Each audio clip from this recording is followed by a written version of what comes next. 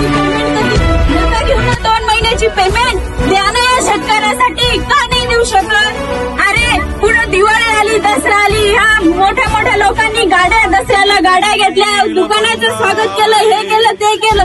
एक शेतकरी त्याच्या गायी जनावरे वाहून जात आहे, तो त्याच्या आठवणीत रडतोय ना.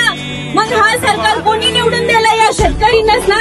मला तरी वाटत आहे ज्यांची अतिवृष्टी झाली तेच शेतकरी इथं हजर आहे. बाकीचे काय करत? एक दिवस आपण या लोकांसाठी नाही देऊ शकत का? तो मंगेश दादा साबळे ते पण एक शेतकऱ्याचाच मुलगा आहे ना. तो का परंपरे त्याच्या आजोबा पंजोबापासून सरपंच आहे का? नाही ना.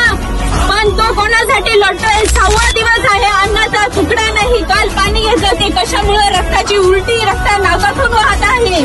तो पण एक शेतकरीच आहे ना. त्याला माय बहीण त्याला पण आहे ना. त्याचा दसरा कुठे साजरा झाला? आपण पुरणपोळी खाल्ली, त्यानं काय खाल्लं दसऱ्याला? तो कोण आहे? तो एका शेतकऱ्यासाठीच लढत आहे ना.